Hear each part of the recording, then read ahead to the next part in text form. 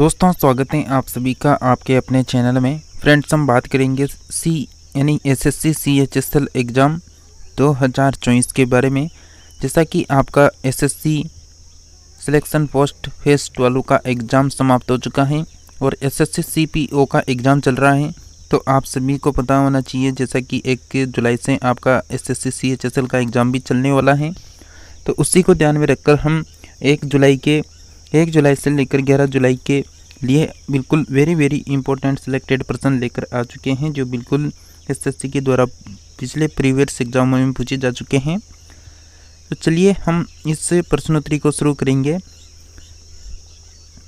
उससे पहले फ्रेंड्स आप सभी अगर चैनल में पहली बार विजिट किए हैं तो चैनल को सब्सक्राइब कर लें। इस काले कलर की पट्टी को दबा लेंगे तो चैनल सब्सक्राइब हो जाएगा। इससे आप हमसे जुड़ जाएंगे, हम आपसे जुड़े रहेंगे और तुरंत प्रभाव से जो भी क्लासें आएगी, जो भी प्रैक्टिस सेट आएगा वो आपको मिलता रहेगा। तो चलिए फर्स्ट पर्सन से हम शुरू करते हैं। फर्स्ट पर्सन है, एक वस्तु के जड़त्व की प्रत्यक्षता किस पर निर्भर करता है। फ्रेंड्स आप कितने प्रश्नों को राइट कर पाते हैं कमेंट करके ज़रूर बताएं, और किसी भी प्रश्न में कन्फ्यूजन है तो वो भी कमेंट कर सकते हैं। तो एक वस्तु के जड़त्व की जो प्रत्यक्ष निर्भरता है वह किस पे निर्भर करेगी। राइट आंसर रहेगा द्रव्यमान पर। नेक्स्ट पर्सन की बात करें। नेक्स्ट पर्सन है, शून्य में स्वतंत्र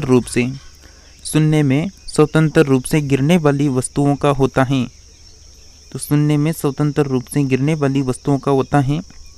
राइट आंसर रहेगा समान त्वरण होता है। बी ऑप्शन करेक्ट आंसर हो जाएगा। नेक्स्ट है, स्प्रिंग को अपनी सामान्य लंबाई पर वापस लौटने के लिए लगने वाले बल को क्या कहते हैं। यानी जो स्प्रिंग है उसको अपनी सामान्य लंबाई पर वापस लौटने के लिए लगने वाले बल को क्या कहते हैं। करेक्ट आंसर रहेगा फ्रेंड्स बिल्कुल प्रत्यानयन बल। करेक्ट आंसर हो जाएगा डी ऑप्शन। नेक्स्ट है, सिंधु घाटी सभ्यता के शहरों की गलियां थी। ये जो पर्सन है ये एसएससी FCL एग्जाम में पूछा जा चुका है 2012 में। तो बिल्कुल आप सभी का राइट आंसर क्या रहेगा, बिल्कुल आप सभी का करेक्ट आंसर जाएगा फ्रेंड्स। यानी सिंधु घाटी की सभ्यता की जो शहरों की गलियां थी वो बिल्कुल यहाँ पर चौड़ी और सीधी थी।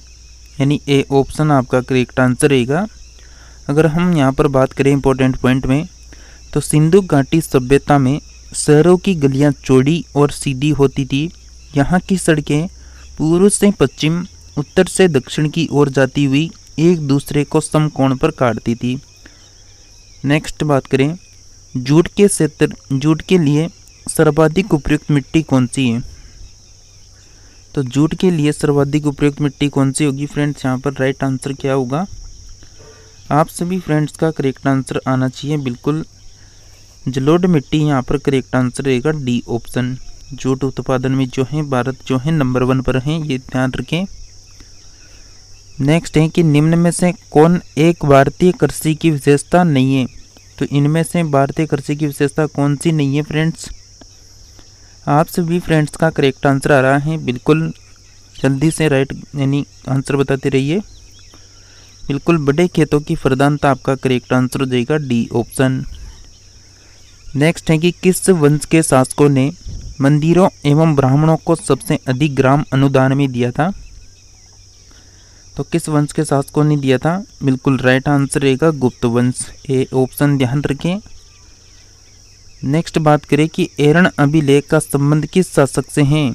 एरण जो अभिलेख है उसका संबंध किस शासक से है फ्रेंड्स। बिल्कुल आपका राइट आंसर क्या आएगा, करेक्ट आंसर हो जाएगा भानुगुप्त। यानी भानुगुप्त आपका राइट आंसर रहेगा सी ऑप्शन। नेक्स्ट पर्सन की बात करें, गुप्त राजवंश किसके लिए प्रसिद्ध था। जो गुप्त राजवंश था वो किसके लिए प्रसिद्ध था। क्या आंसर आएगा जल्दी से बताइए। बिल्कुल साहित्यिक कार्यों का संरक्षण, सी ऑप्शन बिल्कुल राइट आंसर होगा। नेक्स्ट है कि उत्तर वैदिक काल के वेद विरोधी और ब्राह्मण विरोधी धार्मिक अध्यापकों को किस नाम से जाना जाता था। तो उत्तर वैदिक काल के वेद विरोधी और ब्राह्मण विरोधी जो हैं धार्मिक अध्यापकों को किस नाम से जानते थे। फ्रेंड्स करेक्ट आंसर रहेगा आप सभी का बिल्कुल ऑप्शन नंबर आपका सी करेक्ट आंसर हो जाएगा, श्रमण, सी ऑप्शन ध्यान रखें। नेक्स्ट है, निम्नलिखित में से कौन सी सभ्यता अपने नगर नियोजन के लिए प्रसिद्ध है? तो कौन सी सभ्यता है जो अपने नगर नियोजन के लिए प्रसिद्ध है? एसएससी ऑनलाइन जो एग्ज़ाम हुआ है CPOCL Tier 1 1 जुलाई 2017 सेकंड पाली का पेपर है।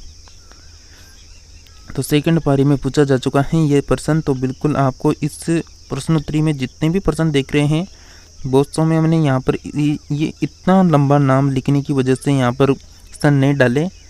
तो बिल्कुल जितने भी सिलेक्टेड प्रश्न है वो आपको करवाए जाएंगे। राइट आंसर जाएगा बिल्कुल सिंधु घाटी सभ्यता, ये ऑप्शन ध्यान रखें। नेक्स्ट है, इम्पोर्टेंट पॉइंट में बात करें तो सिंधु घाटी सभ्यता की प्रमुख विशेषता नगर नियोजन को माना जाता है। यहाँ नगर और कस्बे एक निश्चित योजना के अनुसार बसाए जाते थे। साथ ही हड़प्पा और मोहनजोदड़ो सिंधु घाटी सभ्यता के दो प्रमुख नगर थे।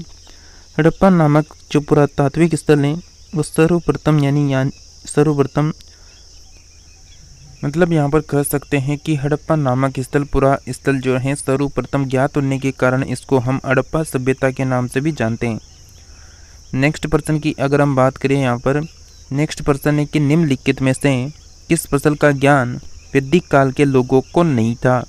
तो कौन सी ऐसी फसल है जिसका ज्ञान वैदिक काल के लोगों को नहीं था? फ्रेंड्स आप सभी का बिल्कुल करेक्ट आंसर हो जाएगा यहाँ पर तंबाकू, डी ऑप्शन राइट आंसर होगा। जैसा कि फ्रेंड्स आप सभी को यानी 1 जुलाई का जो एग्ज़ाम होगा उसके लिए इन क्लासों को आप लगातार अटेंड करें। 1 जुलाई के पेपर सॉल्यूशन को भी आपको करवाया जाएगा। तो आपसे यहाँ पर जितनी क्लासें हो सकती हैं उतनी अटेंड करने की कोशिश करें, क्योंकि जितने सिलेक्टेड पर्सन आप पढ़ेंगे उतना आपके लिए बेनिफिट रहेगा। बिल्कुल नेक्स्ट पर्सन है कि हड़प्पा सभ्यता का कौन सा स्थल भारत में नहीं था? तो हड़प्पा सभ्यता का कौन सा स्थल था इनमें से जो भारत में नहीं था? बिल्कुल आप सभी फ्रेंड्स का करेक्ट आंसर आ जाना चाहिए। बालाकोट जो है बिल्कुल भारत में नहीं था। आप सभी कमेंट करके ज़रूर बताना कि जो बालाकोट है वो वर्तमान में कहाँ पर है। भाई भारत में तो है नहीं, अगर पाकिस्तान में है तो भी कमेंट करें, अफ़गानिस्तान में है तो भी कमेंट करें, कहाँ पर हैं ये बिल्कुल कमेंट करके बताना है कि कौन से देश में है। वैसे नॉर्मल पर्सन है, बहुतों को पता भी होगा कि बालाकोट कहाँ पर है। तो कमेंट करके बताइए जल्दी से क्या आंसर आ सकता है इसका। नेक्स्ट पर्सन है कि हड़प्पा संस्कृति की मुद्राओं एवं पक्की मिट्टी की कलाकृतियों में किस पशु का चित्रण नहीं किया गया? तो कौन से पशु का चित्रण नहीं किया गया फ्रेंड्स? यहाँ पर करेक्ट आंसर रहेगा फ्रेंड्स हमारा बी ऑप्शन, गई यहाँ पर राइट आंसर हो जाएगा। नेक्स्ट है, ऋग्वेद में गंगा नदी का उल्लेख कितनी बार मतलब किया गया है? तो ऋग्वेद में जो गंगा नदी है इसका उल्लेख कितनी बार किया गया फ्रेंड्स बताइए। बिल्कुल एक बार आपका राइट आंसर रहेगा सी ऑप्शन। ऋग्वेद में जो है बात करें सबसे पवित्र नदी जो है सरस्वती नदी को माना गया है।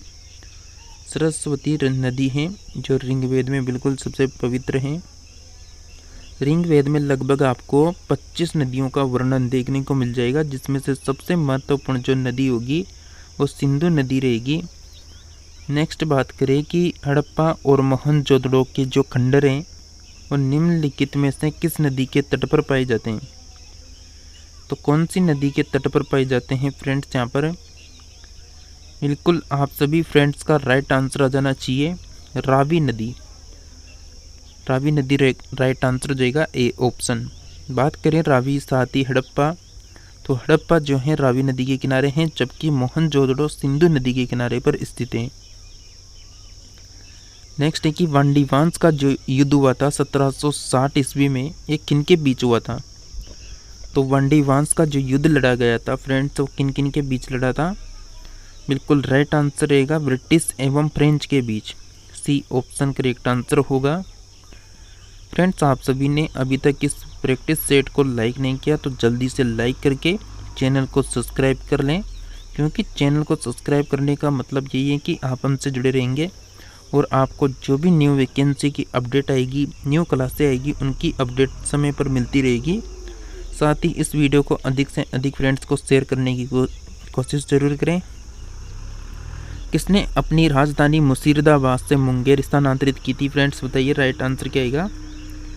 किसने अपनी राजधानी मुर्शिदाबाद से मुंगेर स्थानांतरित की? मीर कासिम आपका राइट आंसर हो जाएगा डी ऑप्शन।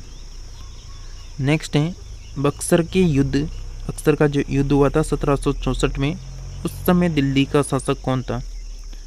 तो बक्सर युद्ध के समय जो दिल्ली का शासक रहा था Shah Alam second, correct answer हो जाएगा डी ऑप्शन। नेक्स्ट है निम्नलिखित में से किस देश का अलिखित संविधान है? ये पूछा गया था एसएससी सिलेक्शन ऑफलाइन एग्ज़ाम 2006 में। उस समय मतलब ऑफलाइन ही होते थे एग्ज़ाम, तो एसएससी के द्वारा पूछा जा चुका है। बिल्कुल राइट आंसर है आप सभी का यहाँ पर, मतलब किस देश का अलिखित संविधान है, बिल्कुल करेक्ट आंसर आ रहा है आप सभी का यूके, बिल्कुल बी ऑप्शन करेक्ट आंसर होगा। नेक्स्ट बात करें यूके मतलब यूके है ब्रिटेन, यानी यूके को ब्रिटेन भी कह सकते हैं आप सभी यहाँ पर। तो यूके या फिर ब्रिटेन का जो संविधान है वह अलिखित है तथा यहाँ संसदीय परंपराओं के आधार पर शासन होता है। यूएसए जो है, साथ भी पाकिस्तान और भारत, ये जो संविधान है ये लिखित है, यूएसए का, पाकिस्तान का, भारत का। नेक्स्ट है कि 1 नवंबर 1858 को महारानी विक्टोरिया का घोषणा पत्र इलाहाबाद में पढ़कर किसने सुनाया था? तो 1 नवंबर 1858 को जो महारानी विक्टोरिया थी उसका जो घोषणा पत्र था ये पढ़कर सुनाया था लॉर्ड कैनिंग ने। ए ऑप्शन आपका करेक्ट आंसर रहेगा। नेक्स्ट बात करें कि अवसर्वे तरंगों की आवृत्ति होती है, यानी अवसर्वे जो तरंगे हैं उनकी आवृत्ति होती है बिल्कुल 20, बिल्कुल ए ऑप्शन करेक्ट आंसर हो गया। सबसे कम तरंगे लंबाई वाली किरणें कौन सी हैं? तो सबसे कम तरंगे लंबाई वाली किरणें कौन सी हो जाएगी? गामा किरणें राइट आंसर आएगा आप सभी फ्रेंड्स का। ऐसी तरंगे जिनका ध्रुवीकरण नहीं हो सकता क्या कहलाती हैं? ऐसी तरंगे जिनका ध्रुवीकरण नहीं हो सकता वो क्या कहलाती हैं? अनुदैर्घ्य तरंगे राइट आंसर रहेगा डी ऑप्शन। नेक्स्ट है वनस्पति जगत में निम्नलिखित में से किसको उभयचर कहते हैं? तो वनस्पति जगत में निम्नलिखित में से किसको उभयचर कहते हैं? बिल्कुल ब्रायोफाइटा आपका राइट आंसर हो जाएगा डी ऑप्शन। इस जगत के जो सदस्य हैं वो जल थल दोनों में अपना जीवन चक्र पूरा कर सकते हैं, और इस वर्ग को, यानी इस वर्ग का जो पादप है, यानी जो इस वर्ग को मतलब पादप जो जगत है उसका अम्फीबिया वर्ग भी कहा जाता है। कौन सा? अम्फीबिया, तो अम्फीबिया वर्ग भी कहा जाता है। नेक्स्ट है कि जिस संविधान द्वारा भारत के संविधान का अधिनियम किया गया उसके सदस्य कौन थे? तो जिस संविधान सभा के द्वारा भारत के संविधान का अधिनियम किया गया उसके सदस्य कौन थे? बिल्कुल आप सभी का राइट आंसर हो जाएगा बी ऑप्शन।